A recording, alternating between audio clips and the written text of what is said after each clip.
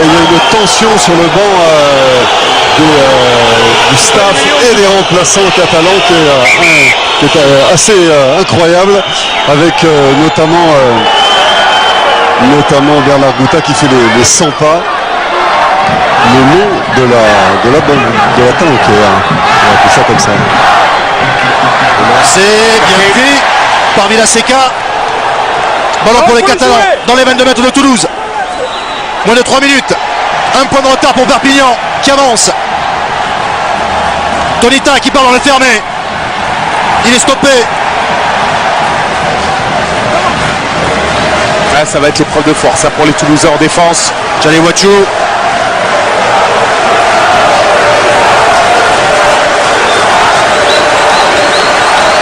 Voilà, toujours pour les Catalans. Ils n'ont pas le droit de perdre à domicile face à Toulouse aujourd'hui, sinon ça n'est quasiment terminé les espoirs de qualification pour la phase finale. Il leur manque un point. Guiri et Mégiral qui pousse. Moins de 2 minutes. Il s'approche petit à petit, multiplie les séquences de pick and go. Ils aimeraient bien que Toulouse se mette à la faute pour bénéficier d'une pénalité. Attention là. Attention. Pénalité pour Perpignan. Vous n'avez pas le ballon, monsieur. C'est Montes qui est sanctionné par monsieur Gahuzer. Vous l'avez plaqué d'abord, vous l'avez pas lâché, monsieur. Alors le sourire des avants catalans parce qu'ils savent qu'ils ont fait leur travail. Maintenant, il faut parachever l'ouvrage. Et toute la pression qui se transforme maintenant sur les épaules de l'arrière Jérôme Porrical pour cette pénalité qui pourrait donner la victoire aux Catalans à 1 minute et 5 secondes de la fin de cette rencontre. Ça veut dire qu'a priori on aura le temps de faire un renvoi quand même après. C'est jamais ce qui peut se passer. Ah, c'est pas sûr parce que regardez, le compteur il est en train de filer. Il a encore bien 25-30 secondes. Et là, il y a deux écoles. Il y a ceux qui regardent et puis ceux qui ne regardent pas cette pénalité que va tenter Jérôme Porrical. C'est incroyable.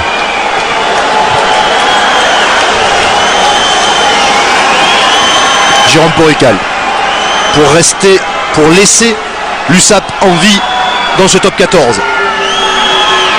Elle n'est pas facile.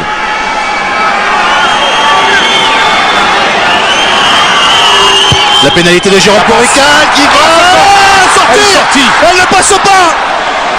Elle ne passe pas. On en reste à 25-24. Il reste quelques secondes encore. Au dernier moment là, la trajectoire du ballon qui est sortie du cadre. J'ai cru qu'il allait jouer rapidement le Rambo au 22. Il reste 4 secondes. Ouais, il va falloir jouer le Rambo au 22 côté toulousain. C'est peut-être pas terminé. Il faut le jouer. Vous entendez la sirène. Faut jouer le Rambo. Ballon mis en touche. Et fin de cette rencontre avec la victoire de Toulouse sur la pelouse de Perpignan, 25-24, toute la détresse de Jérôme Porrical qui a raté cette dernière tentative. Pour la première fois depuis 11 ans, Toulouse va s'imposer sur la pelouse de Perpignan. Perpignan qui est en grand danger pour la qualification pour les phases finales avec cette nouvelle défaite à domicile, la 3e de la saison. Perpignan est quasiment éliminé de ce championnat. Ça va être très très difficile d'aller chercher une place parmi les 6. Et on savait que ce serait compliqué pour le perdant ce soir. Les Toulousains se relancent à une semaine de leur match décisif et éliminatoire de Coupe d'Europe, alors que les Catalans, eux, se plongent dans le doute et surtout disent peut-être adieu ce soir à la qualification pour la suite de ce top 14. Allez, je vais aller essayer de trouver un joueur. Nicolas Mas n'avait pas très envie de parler. Je vais tourner vers Julien Candelon. Julien, cette pénalité qui passe à côté en fin de match, est-ce que c'est les espoirs de qualification qui se sont échappés là aussi? Je sais pas, peut-être que ça s'est échappé bien avant dans le match, peut-être qu'on n'a pas su tenir le ballon suffisamment, peut-être que... Enfin, je sais pas, maintenant voilà, tant que c'est pas mort mathématiquement, on va s'accrocher. Ça fait chier, mais que dire. On a un quart de finale à préparer, on a intérêt à le réussir et derrière il y aura autre chose et tant qu'on n'est pas mort, on va s'accrocher. Julien, est-ce que c'est difficile justement d'avoir autant de très gros matchs à préparer? Aujourd'hui le Stade Toulousain, c'est pas rien, la semaine prochaine le quart de finale contre Toulon, est-ce que c'est trop finalement pour vous? C'est trop, c'est la vie, c'est comme ça, il y en a qui ont des matchs plus faciles, d'autres moins. C'est comme ça, après si on s'était mis à l'abri plus tôt dans la saison, peut-être qu'on ne les verrait pas du même œil, mais c'est comme ça. J'y vais.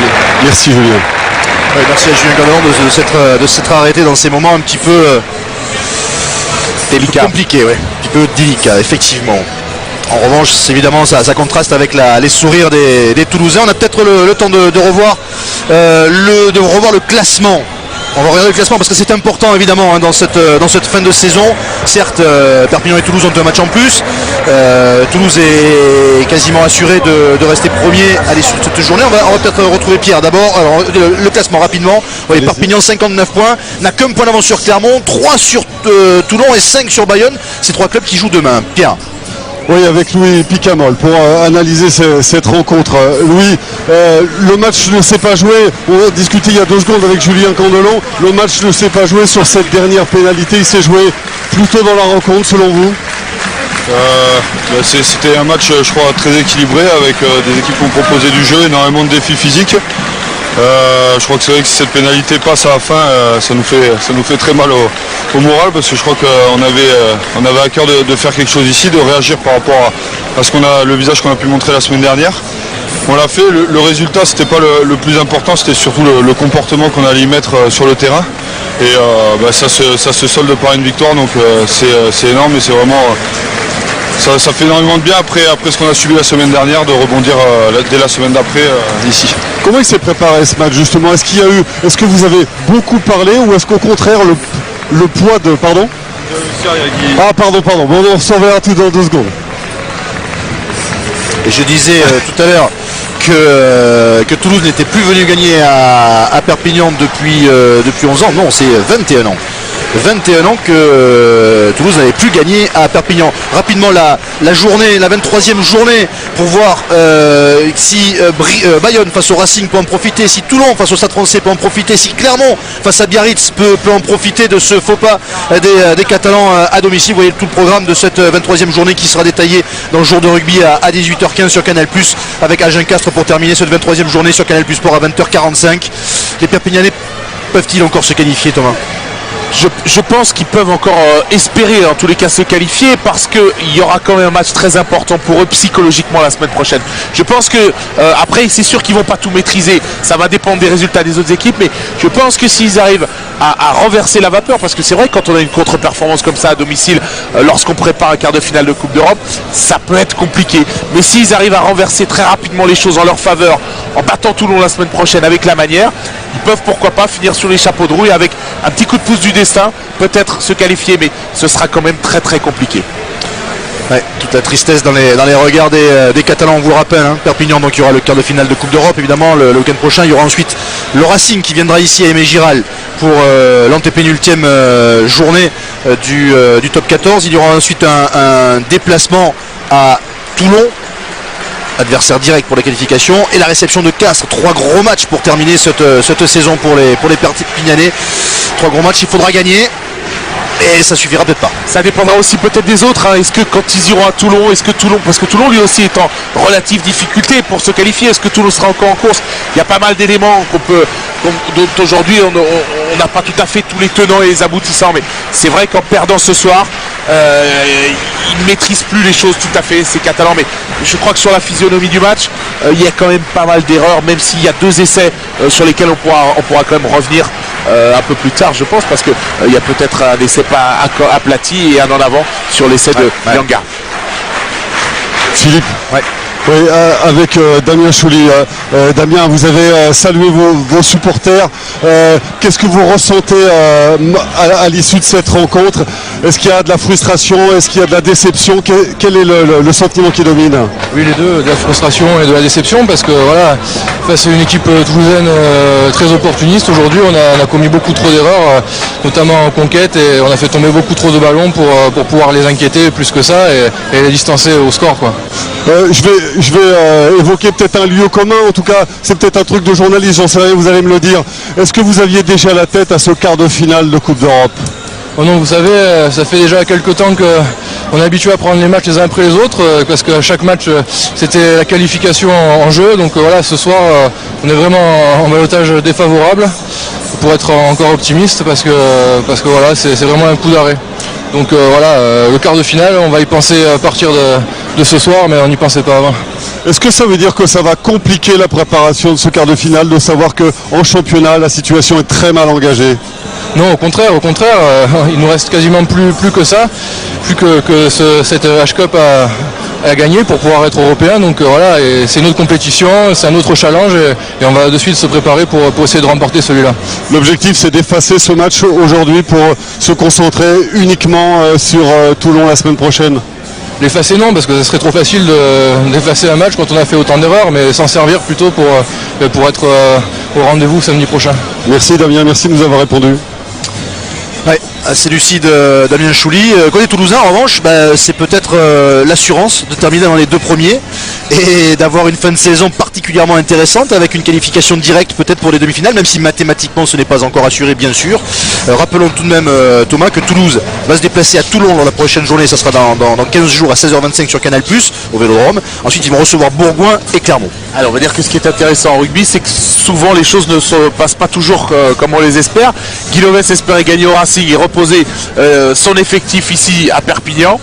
Il a perdu au Racing, il a reposé une partie de son effectif et en tous les cas il est venu gagner à Perpignan. C'est vrai que dans l'optique de la qualification, en tous les cas pour les Toulousains, les choses s'éclaircissent favorablement ce soir. Avec Yannick Bru dans le couloir des vestiaires. Alors Yannick, je voudrais que vous me disiez d'abord si la contre-performance de la semaine passée, en tout cas l'échec de la semaine passée, est effacé avec cette victoire ce soir. Effacé non, hein, parce que je veux dire, on gagnait quand même sur un coup du sort à la dernière minute. On avait juste demandé aux gars de se promettre de ne plus passer à côté dans l'engagement, ce qui est quand même le SMIC dans le sport de combat qu'est le rugby. Donc on avait dit gagner, perdu, on y va sans pression, mais on veut montrer notre visage et prouver qu'on est capable de rivaliser dans l'engagement physique. Voilà, donc on gagne ce match, c'est quand même un coup du sort parce qu'on aurait pu très bien le perdre sur la dernière pénalité. On était surtout content du contenu, quel que soit le résultat final, puisqu'on a quand même vu l'équipe de Toulouse solidaire, déterminée, avec des erreurs certes, mais quand même l'essentiel était là dans l'affrontement. Ça veut dire que vous l'avez préparé sans regarder le classement, sans vous occuper des conséquences que pourrait avoir une victoire, une défaite, un point de bonus défensif? Non, si je vous dis qu'on n'a pas fait nos comptes avant ce match-là, je suis un menteur, mais on a vu que même avec un scénario catastrophe, bon, on pourrait quand même prétendre aux deux premières places. Donc je vous répète, on est venu vraiment sans pression aucune par rapport au résultat.